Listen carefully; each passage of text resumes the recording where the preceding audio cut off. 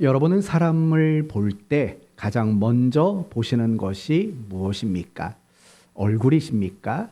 눈, 코, 입, 귀, 얼굴을 보십니까? 아니면 몸매를 보십니까? 아니면 머리 스타일을 보십니까? 아니면 그 사람의 자세를 보십니까? 보통 사람들은요, 어떤 사람을 볼 때 제일 먼저 여기를 본답니다. 바로 얼굴을 본다고 합니다. 얼굴을 본대요. 그렇다면 여러분에게 또 하나를 물어볼게요.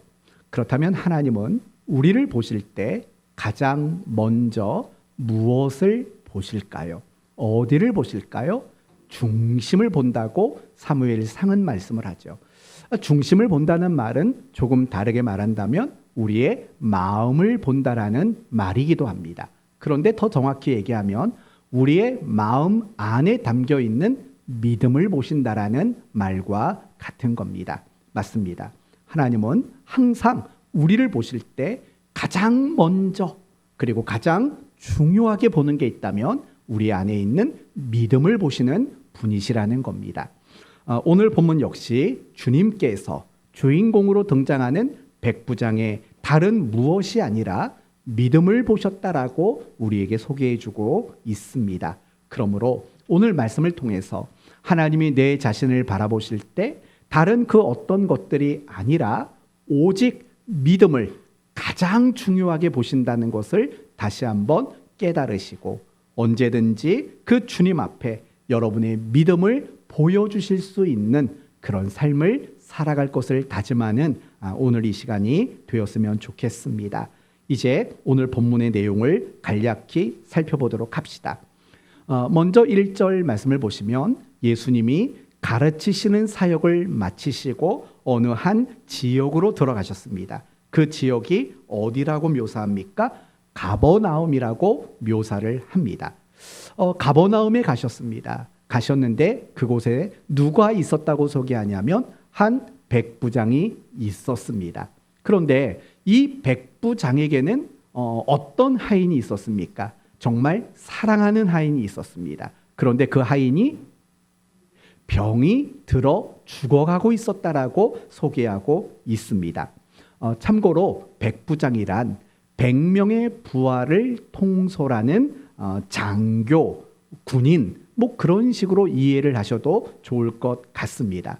어쩌면 이 백부장은 로마 사람일 수도 있고 로마 사람이 아닐 수도 있습니다. 왜 그러냐면 이 백부장이라는 직함은 로마인에게만 국한된 직함이 아니었기 때문에 그렇습니다. 로마가 통치하고 있는 여러 나라에서 여러 민족에게 사용되었던 표현이 백부장이라는 말이기도 합니다. 요세푸스라는 책을 보면은요, 이 백부장은 아마도 그 갈릴리 지역을 통치했던 분봉왕 헤롯의 용병이었을 것이다 라고도 소개가 되고 있습니다. 그러나 이 백부장이 로마 사람이었느냐 로마 사람이 아니었느냐 이것은 별로 중요하지를 않습니다. 중요한 점은 무엇이냐? 이 백부장은 최소한 유대인은 아니었다라는 겁니다. 그럼 이 백부장은 누구였을까요? 이방인이었다라는 거예요. 오늘 본문을 보면은요, 이 백부장이 이방인이었다라는 사실을 여러 구절에서 설명을 하고 있는 걸 보게 돼요. 3절 말씀을 볼까요?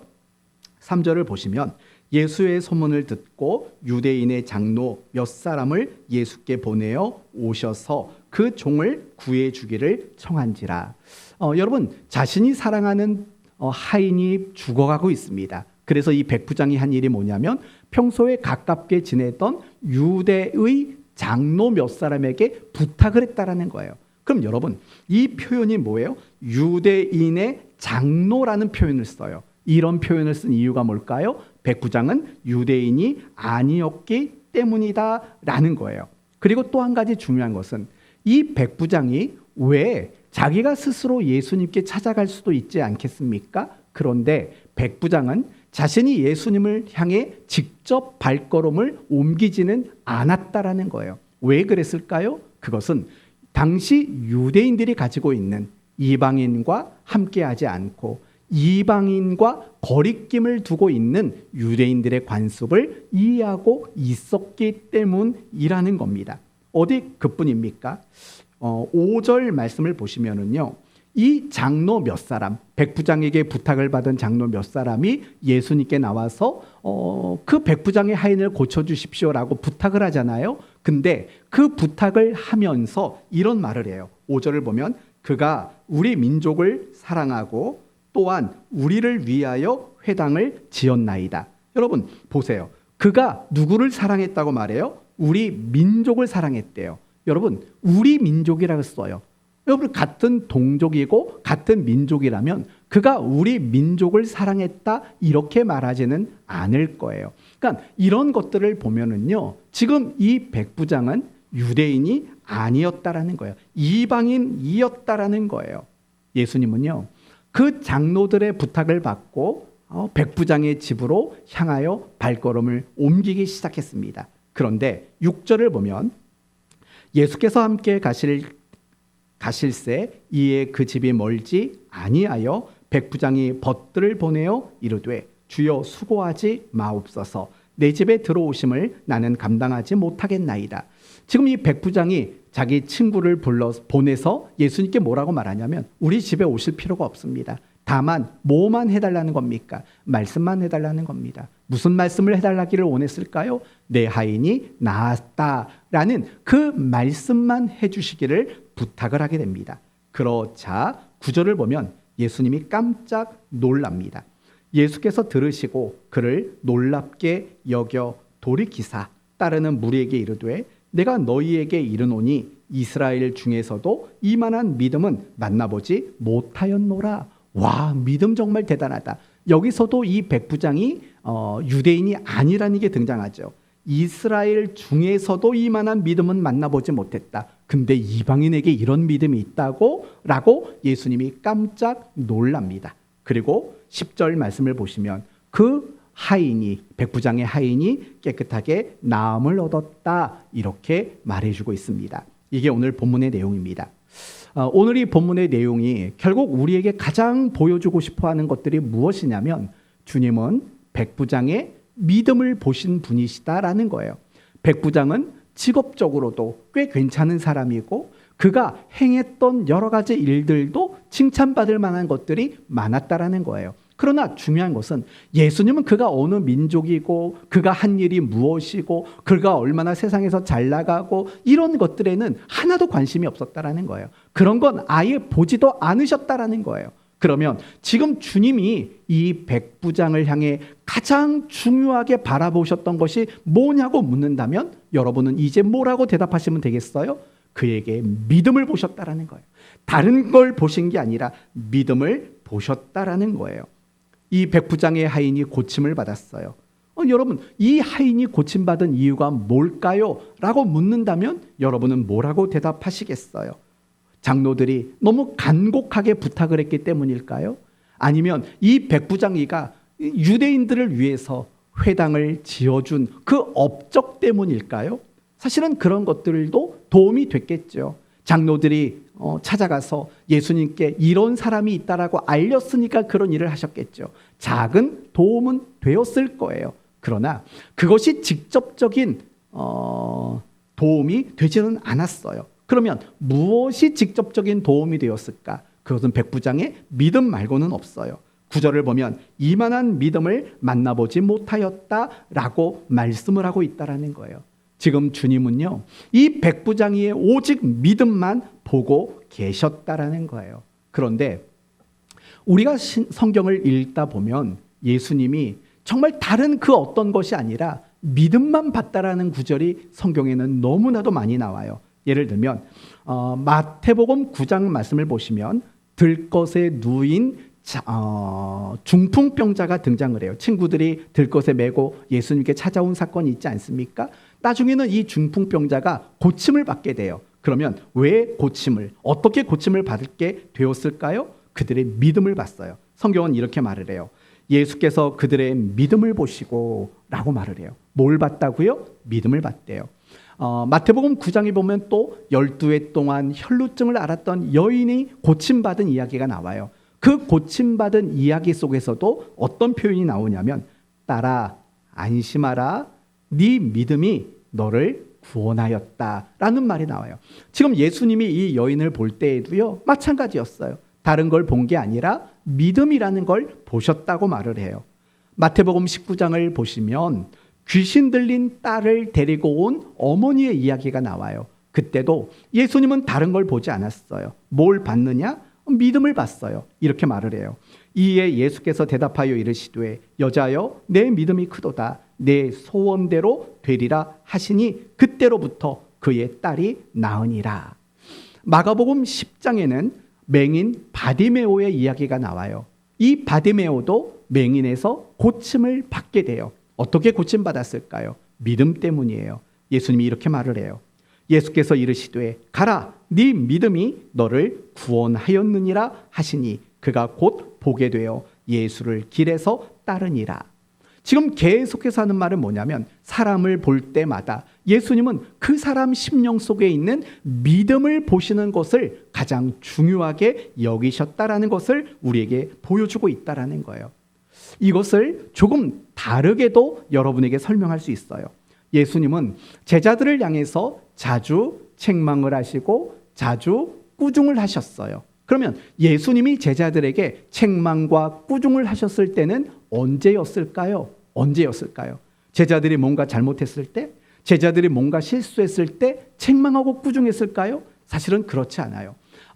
예를 든다면 예수님이 최후의 만찬의 때에 제자들에게 이런 말씀을 하셨어요. 너희가 오늘 다 나를 버리고 도망갈 거다. 특히 너희 중 하나는 나를 팔 것이다.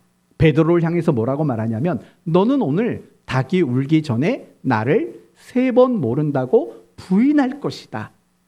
너무 여러분 대단해요. 지금 말을 할 때마다 입에서 답이 다 나오시잖아요. 그렇게 얘기를 하셔요. 그건 분명히 제자들이 실수하고 잘못할 것에 대한 이야기잖아요. 그런데 그 자리에서요 책망하지 않고 그들을 꾸중하지 않으셔요. 도리어 자신의 몸과 자신의 피를 상징하는 떡과 잔을 그들에게 나누어 주셨다고요. 분명히 제자들이 뭔가 잘못하고 실수했을 때에도 꾸중하고 책망하지 않았다고요. 그런데 이상하게도 예수님이 제자들을 꾸중하고 책망했던 사건에는 모두 다 공통점이 있어요. 그 공통점이 뭐냐? 믿음이 없는 모습을 드러낼 때, 그때 예수님은 제자들을 어김없이 꾸중하셨다는 것을 보게 돼요. 예를 들면 마태복음 8장을 보면 풍랑에서 제자들이 두려움 가운데 사로잡힌 모습이 나와요. 그때 예수님이 하셨던 말씀이 뭐냐면 이렇게 말해요. 예수께서 이르시되 어찌하여 무서워하느냐 믿음이 적은 자들아. 지금 이 문제를 가지고만 예수님은 꾸중을 하신다라는 거예요. 마태복음 17장에도 보시면 산 아래 있었던 9명의 제자들을 꾸중하실 때도 똑같은 말을 해요. 이르시되 너희 믿음이 작은 까닭이라 라고 꾸중을 하세요. 마태복음 16장을 보시면은요, 예수님이 부활하시고 11명의 제자들에게 찾아오시는 이야기가 나와요. 그때도 그 11명을 꾸짖으셨어요. 이렇게 꾸짖으셨어요. 그 후에 11 제자가 음식을 먹을 때에 예수께서 그들에게 나타나사 그들의 믿음 없는 것과 마음이 완악한 것을 꾸짖으시니 라고 이야기를 해요. 이처럼요, 예수님이 제자들을 꾸중하고 책망하시는 그 모든 사건 속에는 반드시 등장하는 게 있어요. 그들의 믿음 없음, 그들의 믿음이 적음, 그런 것들이 꾸중의 대상이었다라는 거예요. 그렇다면 지금 예수님이 병든 자를 고치실 때 보셨던 것은 그들의 가문이나 그들의 집안이나 그들의 공로나 업적 이런 게 아니라 오로지 뭘 봤어요? 믿음이라는 걸 봤고, 제자들을 향해서 꾸중을 하셨을 때마다 그 꾸중의 사건 속에서도 그들의 믿음의 적음이 중심이었다는 것을 보게 되는 거예요. 그러면 결국은 이 이야기들이 우리에게 무엇을 소개하냐면, 주님은 우리를 보실 때 얼마나 예쁘게 생겼는지, 얼마나 우리가 공로가 많고 얼마나 잘한 것이 많은지, 사실은 그것을 보는 것이 첫 번째가 아니라는 거예요. 주님이 우리를 향해 바라보실 때 가장 중요하게 바라보시는 것은 다른 그 무엇이 아니라는 거예요. 오로지 우리 안에 있는 믿음을 보시는 분이시라는 것을 오늘 본문은 우리에게 소개해 주고 있다라는 거예요. 그러나 여러분, 너무나 많은 그리스도인들이 이 부분에 있어서 착각과 오해를 가질 때가 많아요. 무슨 말인가 하니 이런 거죠. 주님은 내 믿음을 보셔 라는 생각을 못할 때가 많다라는 거예요. 그럼 도리어 어떤 생각을 하냐면 주님은 나의 수준을 보시고 나의 실력을 보시고 나의 자격을 보시고 나의 공로를 보시고 나의 잘남을 중요하게 보셔 라는 이런 식의 착각을 가질 때가 사실은 너무나도 많다라는 거예요.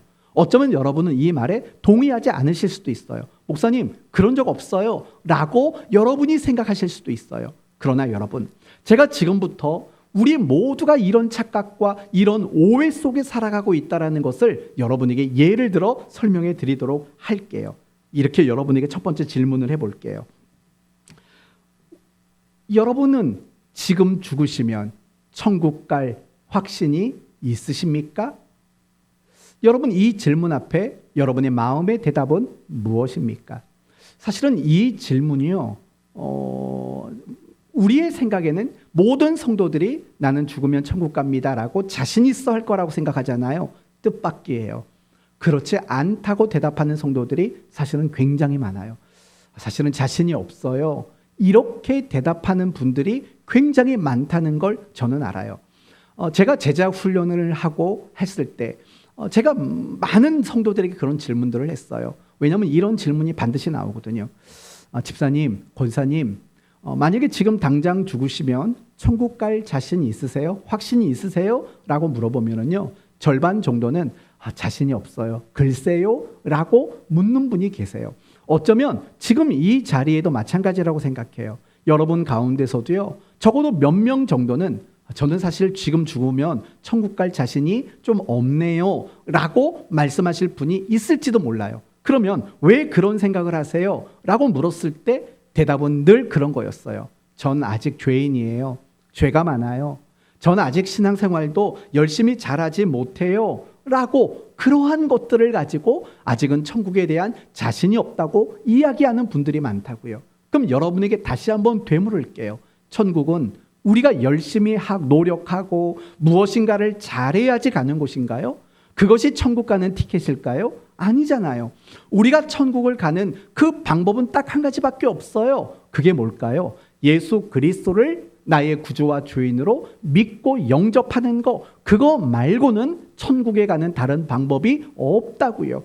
돈으로 천국 가는 것도 아니고 우리가 열심으로 천국 가는 것도 아니고 우리가 무엇인가를 잘하고 어떠한 업적을 이룬 것으로 우리가 천국 가는 게 아니라고요. 오직 믿음으로만 천국을 가요. 그런데도 불구하고 내가 죄가 많다라는 이유로, 내가 신앙생활을 열심히 하지 못한다라는 이유로, 내가 아직도 부족하다라는 이유로 내가 지금 죽으면 천국 갈 자신이 없어요 라고 말한다는 것은 결국 뭐예요? 하나님은 나를 바라보실 때 믿음을 중요하게 보시는 분이 아니시라 뭘 중요하게 본다는 걸까요? 내 노력과 내 모습의 수준, 이런 것들을 중요하게 여긴다라고 생각하고 있는 것과 다르질 않아요. 또 이렇게 생각해 볼게요. 여러분은 하나님이 기도에 응답하신다고 확신하십니까? 당연히 우리는 확신해야 돼요. 그런데요, 이런 경우들이 우리에게는 너무나도 많아요. 내가 신앙생활을 열심히 할 때는요, 하나님이 기도를 응답해 주실 것 같아요. 그러나 반대로 내가 신앙생활을 열심히 하지 않으면은요, 우리는 응답에 대한 자신감도 같이 떨어져요. 과연 이것은 옳은 걸까요? 하나님은 우리가 잘하면 응답해 주시고 우리가 잘못하면 응답하지 않으실까요? 하나님이 우리의 기도에 응답하는 기준이 우리의 수준일까요? 아니잖아요.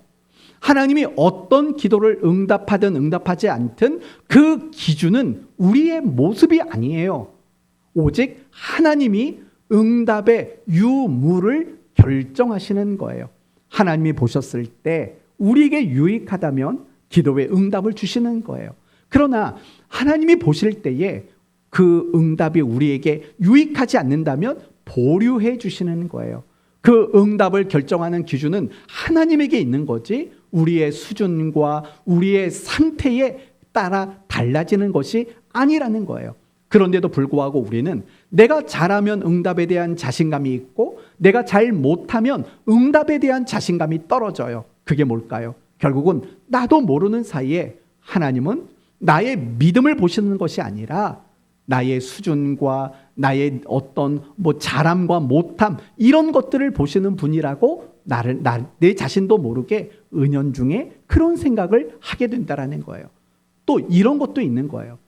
여러분은 하나님이 여러분을 사랑하신다고 확신하십니까? 물론 그럴 때도 있죠. 그런데 이 이야기도 마찬가지예요.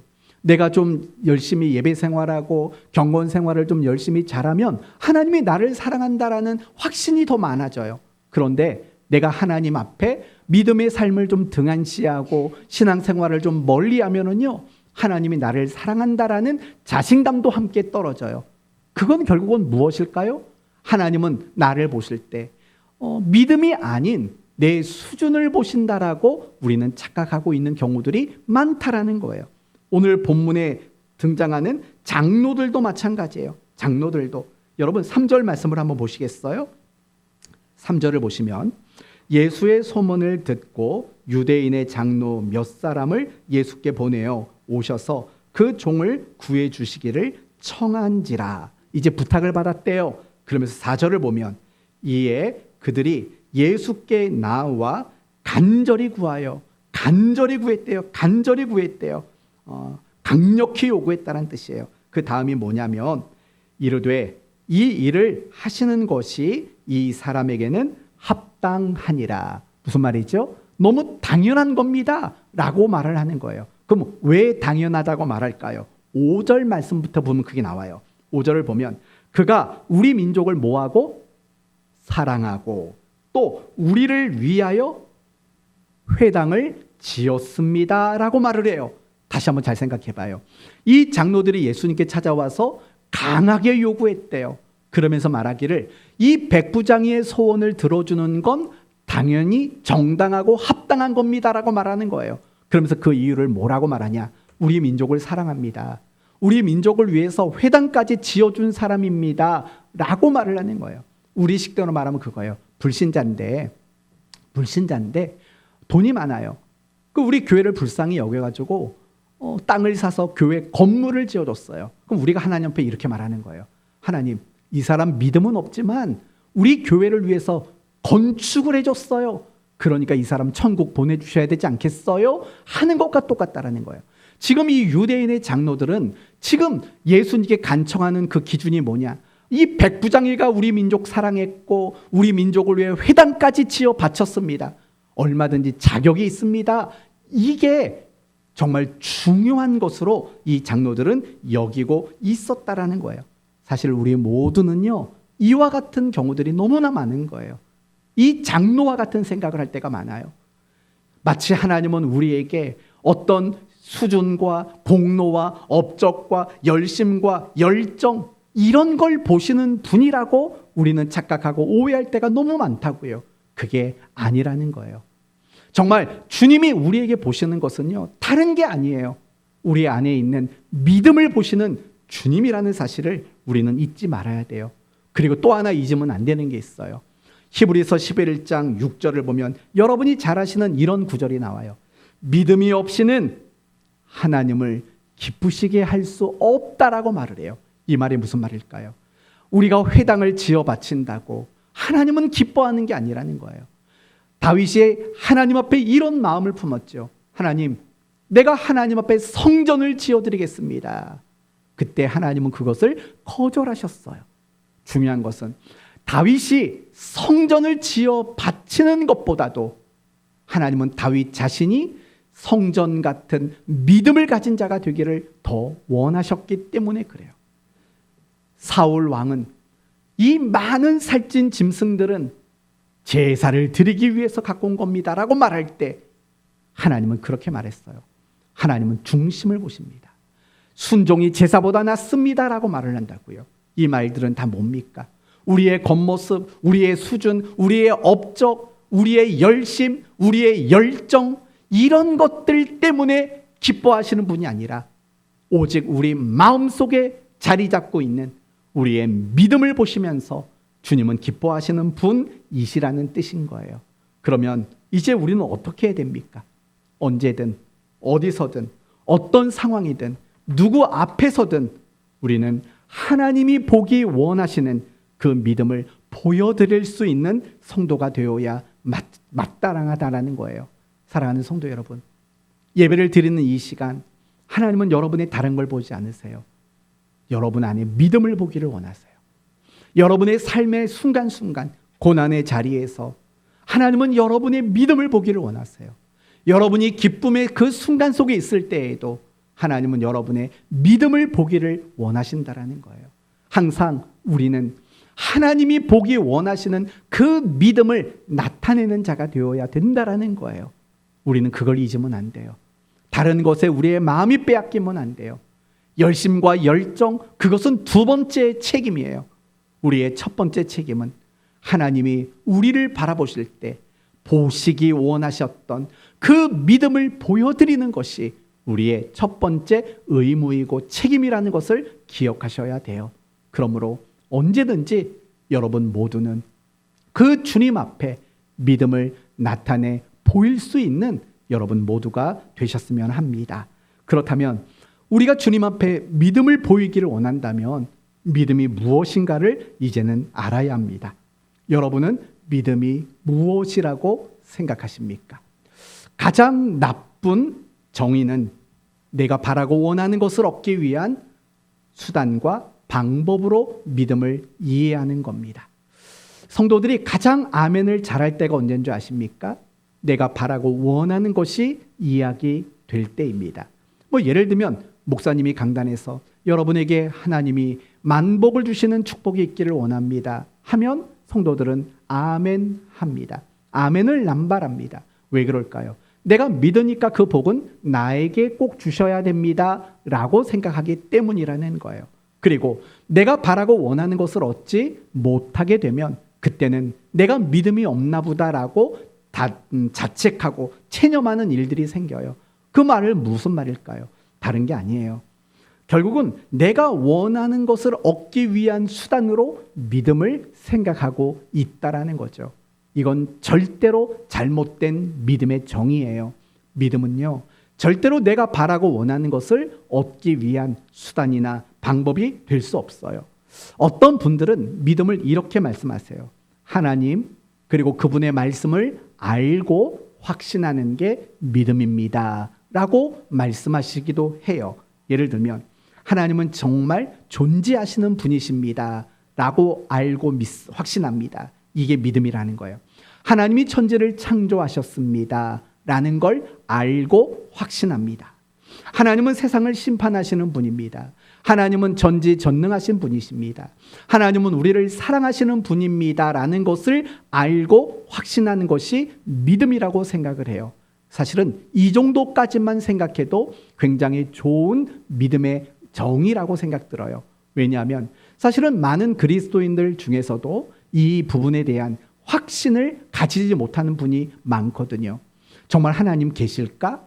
라고 의심하는 분도 있고 하나님은 뭐든지 하실 수 있는 분이신가? 라는 확신을 가지지 못하는 분들도 있거든요. 따라서 하나님 그리고 그분의 말씀을 알고 확신하는 것은 믿음에 있어서 굉장히 중요한 거예요. 그러나 단순히 하나님과 그분의 말씀을 알고 확신하는 것이 믿음이라고 말할 수는 없어요. 믿음이 성립되기 위한 조건일 뿐인 거예요. 그러면 성경이 말하는 진정한 믿음이란 무엇일까? 이렇게 말해야 돼요. 내가 하나님을 알고 내가 그분의 말씀을 알고 내가 확신해요. 그리고 내가 그 확신한 그 일을 근거로 올바르게 반응하고 하나님이 원하시는 반응을 나타내는 것, 그것이 바로 성경이 말하는 믿음의 핵심이고 믿음의 본질이었다라는 거예요. 오늘 본문의 백부장을 한번 생각해 보실까요? 오늘 본문을 보시면 예수님이 백부장을 향해 그렇게 말을 해요. 이만한 믿음을 본 적이 없다. 굉장히 그 백부장의 믿음을 칭찬하고 있지 않습니까? 그러면 예수님은 도대체 무엇을 보시고 이 백부장의 믿음을 칭찬하셨을까요? 도대체 무엇을 백부장의 믿음이라고 생각하셨을까요? 바로 이런 거 아니겠어요? 7절 말씀을 보시면 7절 그러므로 내가 주께 나아가기도 감당하지 못할 줄을 알았나이다. 말씀만 하사 내 하인을 낫게 하소서. 이 말 속에 담겨 있는 건 이거예요. 주님은 말씀만 하셔도 모든 병을 고치실 수 있는 분 아니신가요? 난 그렇게 알고 있어요. 그리고 그러니까 오지 마세요. 오실 필요가 없어요. 라고 반응의 말을 했지 않습니까? 그게 바로 믿음이라는 거예요. 믿음은 반드시 반응이라는 표현으로 나타나야 돼요. 나는 많이 알아요. 나는 확신도 넘쳐요. 그게 믿음이 아니에요. 정말 믿음이라는 것은 반드시 반응이라는 표현으로 나타날 때 그것이 바로 진정한 믿음이라고 말할 수 있다라는 거예요. 여러분 잘 아시는 야고보서의 말씀이 뭐예요? 너희 믿음을 내게 보이라. 나는 무엇으로 나의 믿음을 보이겠대요? 행함으로 나의 믿음을 보이겠대요. 그러면서 하는 말이 뭐냐면 행함이 없는 믿음은 그 자체가 죽은 것이라고까지 말을 해요. 이 말이 무슨 말일까요? 반응되지 않은 것은 절대로 믿음이 아니다라고 말하는 거예요. 아무리 많이 알아도 아무리 확신이 있어도 그것에 상응하고 올바르고 마땅한 반응이 없다면 그건 믿음 아니야 라고 야고보 사도는 그렇게 이야기하고 있다라는 거예요. 믿음이란 정말 올바르게 반응하는 거예요. 그게 성경이 말하는 믿음이라고 말할 수 있는 거예요. 이 점을 가장 잘 보여주는 것이 있다면 히브리서 11장 믿음장이겠죠. 이 히브리서 11장을 보면은요, 우리의 믿음의 선배들을 많이 소개하고 있어요. 아벨, 에녹, 노아, 이삭, 야곱, 요셉, 모세, 라합, 많은 믿음의 사람들을 소개하고 있어요. 그들의 공통점은 뭐냐? 하나님에 대해서 알고 하나님에 대해서 확신했다라는 공통점이 있어요. 그리고 또 하나의 공통점은 무엇이냐? 그들에게는 무엇이 나타났다라는 거예요? 어김없이 반응이라는 게 나타났다라는 거예요. 하나님이 어떤 말씀을 하셨을 때 그들은 확신에 머물러 있지 않았고 반드시 반응하는 일까지 그들에게 나타났다라는 것이 히브리서 11장이 강조하고 있는 중요한 공통점이라는 거예요. 몇 사람만 예를 들어 볼게요. 예를 들면 노아를 생각해 봐요. 노아는 하나님이 심판주라는 것을 알았고 세상을 물로 심판하실 것에 대한 확신을 가졌어요. 그래서 뭘 만들었죠? 방주를 만들었다고요. 방주를 만드는 반응을 나타냈어요. 그게 바로 믿음이었다라는 거예요. 아브라함도 마찬가지예요. 하나님이 어느 날 나타나셔서 아들을 번제로 바치라고 말씀하셨어요. 그리고 그 말씀에 순종했다고요. 어떻게 해요? 하나님은 죽은 자도 살려내실 수 있는 분이라는 것을 알았고 확신했어요. 그래서 자신의 아들을 번제단이 있는 산으로 데려가는 반응이라는 것을 나타내셨다고요. 이게 바로 믿음이라는 거예요. 기생 라합을 생각해 봐요. 소문으로 들었어요. 하나님이라는 분이 하나님의 백성된 이스라엘을 향해서 애굽에서 광야에서 홍해 바다를 가르는 이 모든 일을 행하셨다라는 소문을 들었어요. 알았어요. 그리고 확신했어요. 아, 하나님이 유일하신 신이구나. 그리고 이스라엘은 하나님이 선택한 백성이구나 라는 걸 확신했어요. 그래서 그가 한 일이 뭐죠? 자신의 성에 들어온 정탐꾼, 그 정탐꾼들을 숨겨주고 그들이 도망갈 수 있도록 길을 만들어주는 일을 했다고요. 반응을 나타냈다라고요. 그게 바로 성경이 말하는 믿음이라는 거예요. 믿음은 그 어떤 것이 아니에요. 아는 것만 믿음이 아니고 확신하는 것만 믿음이 아니에요. 내가 알고 내가 확신하는 것은요, 믿음을 위한 조건에 불과한 거예요. 알고 확신하는 것이 없으면 반응할 수 없기 때문에 그것은 조건의 영역인 거지 그 자체가 믿음으로 성립될 수는 없는 거예요.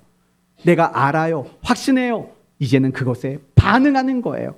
그것이 성경은 믿음이라고 우리에게 말해주고 있다라는 거예요. 이것이 주님이 우리에게 보기를 원하시는 믿음의 내용이라는 거예요. 이제 여러분에게 스스로 점검할 수 있는 질문을 드릴게요. 여러분에게는 믿음이 있습니까? 여러분은 지금 믿음으로 살아가고 계십니까? 무엇을 질문하는지 아시죠? 열정이 있냐고 묻는 게 아니에요. 열심이 있냐고 묻는 게 아니에요.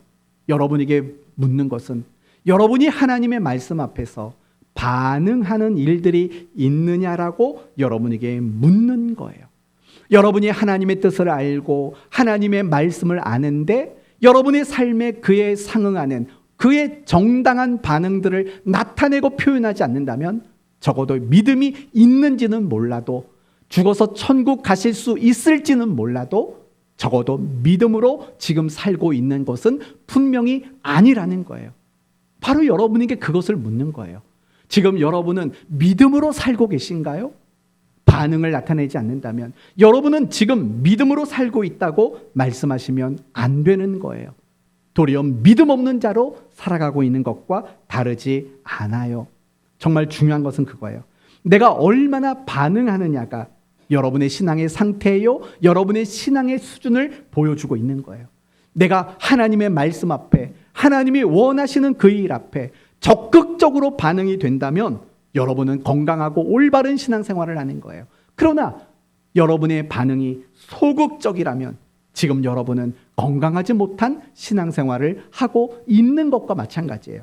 또 여러분의 반응이 얼마나 빠르냐에 따라서도 여러분의 신앙의 상태와 여러분의 신앙의 수준이 드러나게 되어 있다는 거예요. 여러분이 반응이 즉각적으로 빠르게 된다면 여러분은 신앙이 올바르고 건강한 거예요. 그러나 여러분의 반응이 더디고 느리다면 그것은 여러분이 올바른 신앙생활을 하고 있다고 말할 수 없는 거예요. 예를 들어 볼까요? 아브라함을 생각해 봐요. 하나님은 아브라함에게 독자를 번제로 바치라고 말했어요. 그러고 나서 그 다음 날, 다음 구절에 나오는 말씀이 뭔지 아세요? 이른 아침에 일찍이 아브라함이 일어나 출발했다고 말을 해요. 여러분, 즉각이잖아요. 며칠을 고민한 것도 아니고 며칠을 생각한 것도 아니에요.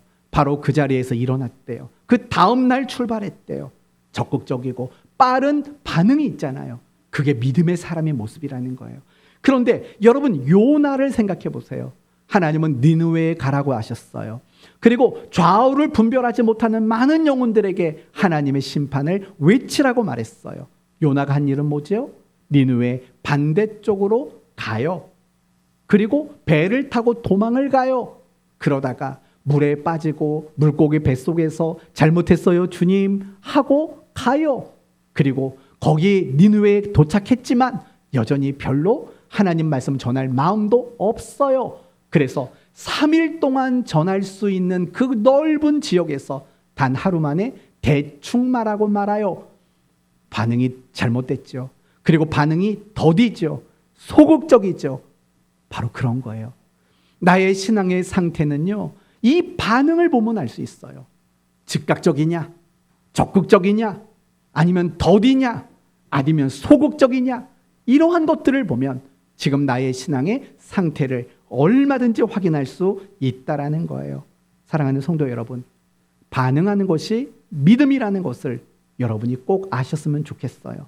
그래서 여러분의 삶 속에요, 하나님의 말씀 앞에 즉각적이고 적극적이고 굉장히 빠른 그런 반응이라는 믿음을 하나님 앞에 보일 수 있는 여러분 모두가 되셨으면 합니다. 그러면 끝으로 반응이라는 믿음을 나타내기 위해서 우리 모두에게 필요한 것은 무엇일까? 오늘 본문의 백부장이 반응을 나타낼 수 있었던 이유는 무엇일까? 저는 한마디로 말하면 신뢰라고 말할 수 있다고 생각합니다. 주님을 신뢰했기 때문입니다. 그러면 주님의 무엇을 신뢰했습니까? 그분이 가지고 있는 신적 권위, 그분이야말로 최고의 권위를 가진 자라는 것에 대한 신뢰가 바로 백부장에게 있었다라는 거예요. 6절 말씀을 보시면은요, 이 백부장이 예수님을 부르는 호칭이 나와요. 6절 어떤 호칭이 나올까요? 예수께서 함께 가실새 이에 그 집이 멀지 아니하여 백부장이 벗들을 보내어 이르되, 그 다음에 무슨 말이 나와요? 주여 라는 말이 나와요. 주여 수고하지 마옵소서, 내 집에 들어오심을 나는 감당하지 못하겠나이다 라고 말해요. 주여라는 말을 써요. 여러분 그거 알고 계세요? 누가복음에서 주여라는 말은요, 신적인 권위, 하나님과 동일한 권위를 가진 자라는 의미로 누가복음은 주여라는 말을 썼어요. 가장 대표적인 예가 베드로 이야기예요. 누가복음 5장을 보시면 베드로가 많은 물고기를 잡는 장면이 소개가 되잖아요. 날이 새도록 고기를 잡았지만 한 마리도 잡지 못했어요. 그때 주님이 오셔서 깊은 곳에 가서 그물을 내리라고 말씀하셨어요. 그리고 베드로는 주님의 그 말씀 앞에 순종이라는 반응을 나타냈어요. 그런데 재미있는 게 뭐냐면 그렇게 많은 고기를 잡고 나서 어떤 태도를 보였는가를 보셔야 돼요. 베드로가 예수님의 발 앞에 엎드렸어요. 그리고 이렇게 말했어요. 주여, 나를 떠나소서. 나는 죄인이로소이다. 라고 말을 해요. 그때 예수님은 베드로에게 이렇게 말을 해요. 시몬에게 이르되 무서워하지 말라. 라고 말씀을 해요. 그러자 베드로는 결국 예수님을 따라가게 돼요. 모든 걸 포기하고 예수님을 따라가게 돼요. 그럼 여러분, 지금 베드로가 말한 것, 베드로의 모습이 정말 정당한가를 한번 생각해 보세요. 먼저 지금 베드로는 물고기를 많이 잡았어요. 그런데 뜬금없이 예수님께 뭐라고 말했냐면 나는 누굽니다? 죄인입니다. 여러분, 물고기를 많이 잡게 해주셨으면 뭐라고 말하는 게 정상적이고 상식적일까요? 감사해요. 이렇게 말하는 게 정상적인 거예요. 근데 이상하죠? 물고기를 많이 잡게 해주셨는데 베드로의 말은 나는 죄인입니다. 라는 말이 나와요. 그리고 너무 이상한 거는 물고기를 많이 잡았어요. 그런데 예수님이 베드로에게 뭐라고 그랬다고요? 무서워하지 말라요. 무서워하지 말라. 여러분, 물고기를 너무 많이 잡아서 무서운가요? 아니잖아요. 도대체 뭐 때문에 베드로는 무서워했을까요? 그리고 결국 이 베드로는 모든 걸 버려요. 그리고 예수님을 따라가요. 이게 도대체 뭐예요? 그것은 이 베드로가 예수님을 바라보면서 그분에게 있는 신적인 권위에 압도당했다라는 거예요. 그래서 그 베드로가 주님을 불렀던 호칭이 뭐냐? 바로 주여라는 호칭이에요. 이거는 마치 하나님을 만나 마음에 느껴지는 두려움, 그런 거에 대한 표현이라고요. 그런데 이 똑같은 베드로가 느껴서 고백했던 주여라는 이 표현을 누가 하고 있느냐? 바로 백부장이 가고 있다라는 거예요. 그 말은 이 말이에요. 이 백부장이는요, 예수님을 향해서 하나님과 같은 신적인 권위를 가지신 분입니다라고 그는 신뢰하고 있었다라는 거예요. 그러니까 뭐라고 말해요? 7절. 그러므로 내가 주께 나아가기도 감당하지 못할 줄을 알았나이다. 말씀만 하사 내 하인을 낫게 하소서. 나도 남의 수하에 든 사람이요 내 아래에도 병사가 있으니 이더러 가라 하면 가고 저더러 오라 하면 오고 내 종더러 이것을 하라 하면 하나이다. 무슨 말이죠? 말만 하면 그대로 된다라는 거예요. 이게 권위잖아요. 말하면 그 부하들이, 그 신하들이 그 말대로 하는 거 그 자체가 권위잖아요. 권위잖아요.